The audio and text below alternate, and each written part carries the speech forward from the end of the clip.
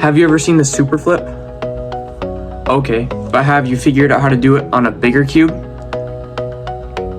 Yeah, let's fix that.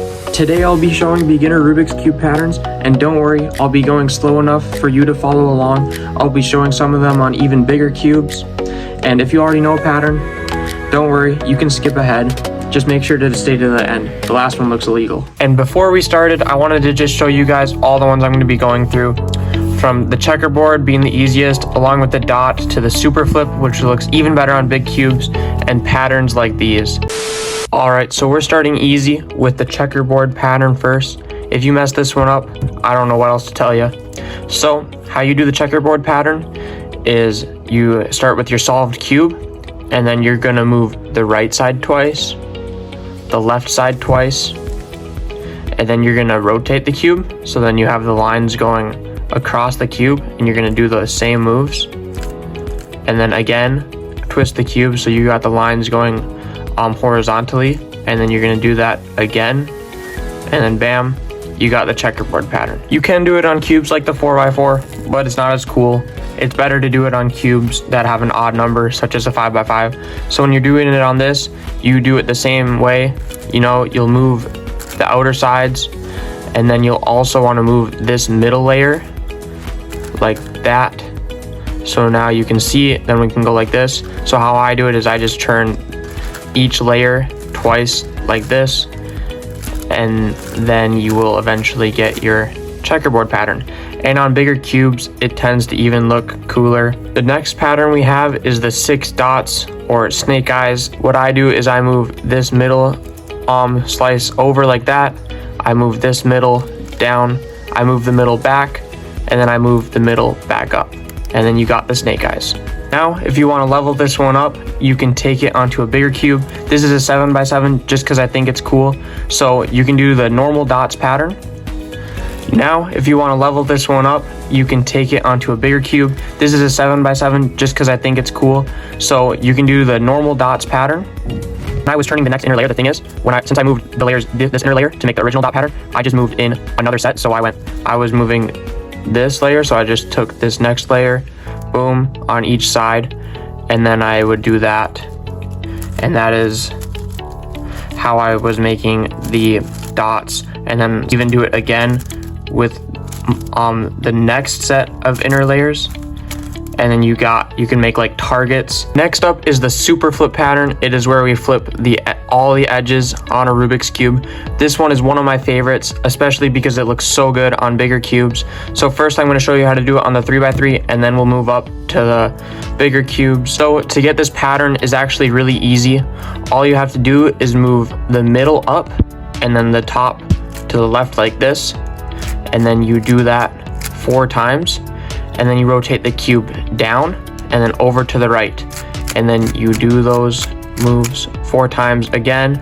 You can rotate down and then to the right, and then you do those same 4 moves, and then you have completed it, the Superflip pattern. Now, to demonstrate on a 5x5 the Superflip pattern, we again do the same first steps with the outer layers. Alright, so now once you have that done like you did on a 3x3, you then move to the inner layer. So since I was moving these, I now move this one, and I move this, and then I take 2 from the top. Like that. And then I'll rotate down and over, take my middle one, and then an extra one from the top. Do that 4 times, and now do it 1 more time. And then you have the Superflip pattern on the 5x5. So now for the 7x7, we're going to start with the same steps of doing it 4 times on every side.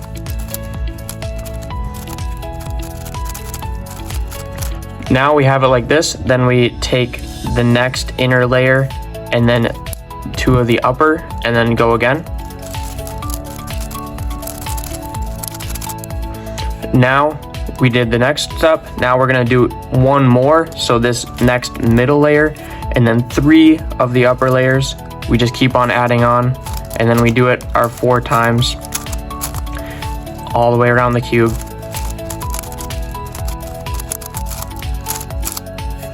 and then bam, we have the Superflip pattern on the 7x7. And as you can see, it's pretty basic once you get the understanding of it, and it looks super cool on these bigger cubes. And yeah, this is one of my favorite patterns. This next pattern is what I call the cross pattern. It's making a cool eye-catching cross all around the cube. This one's pretty sweet, and this one actually takes a real algorithm you have to memorize or write down. This is the algorithm you're gonna have to memorize. If you don't know how to read cube notation, that's okay. Just follow along with what I do. It's pretty easy, and I'll make sure to go slow enough so you can keep up. So what you do is you do R2, L prime, D, F2,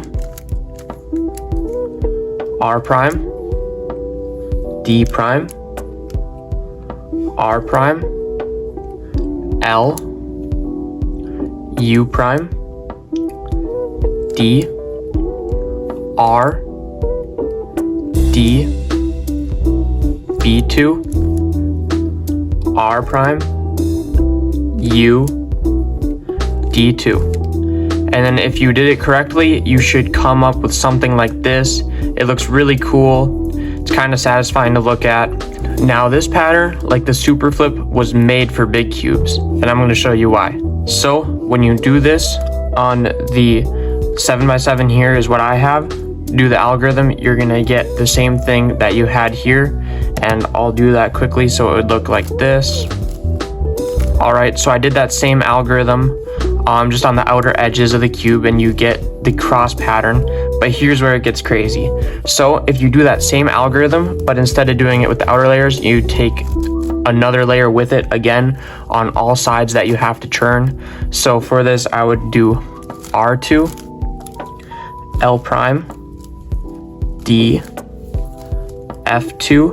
And keep in mind, I'm taking 2 layers of everything that I churn. R prime, D prime, R prime, L, U prime, D, R, D, B2, R prime, U, D2. And look at that. Now we can do it again with 3 layers, and it looks amazing.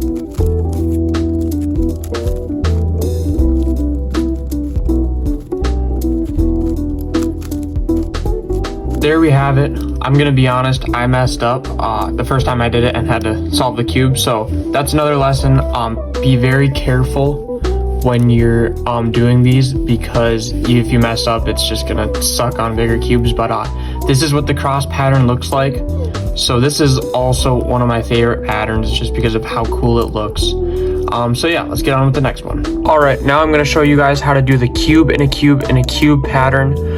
This one's pretty easy. It's just another algorithm, so you can either do the algorithm or follow along with me if you don't know cubing notation. All right, so the algorithm is U prime, L prime, U prime, F prime, R2, B prime, R, F, U, B2, U, B prime, L, U prime, F, U, R, F prime.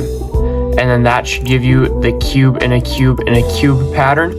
And now we're gonna move up to the 5x5 and show you how to do it on bigger cubes. So now to do this on something bigger, like a 5x5, what you're gonna do is you're gonna do the original algorithm to get the cube in a cube pattern, and then I'll show you from there. So first we're gonna start off by doing that first algorithm.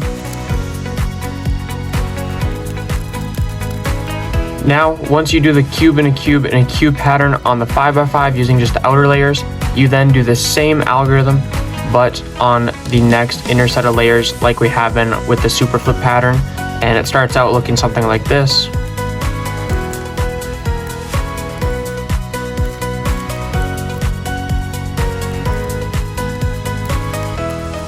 And if you did it correctly, you should get a cube in a cube in a cube in a cube in a cube on both sides. And yeah, this one is another really cool pattern that I really like. especially on bigger cubes. Alright, so those were some of my cleanest, beginner-friendly cube patterns. So that's it for the video. I hope you guys enjoyed. So just, follow along, go learn them, and yeah, have fun with them. See you in the next one. Lost souls, they looking for a leader, that's why I'm still reading. Posted on they block with 7 shots, we taking demons out. Ice on.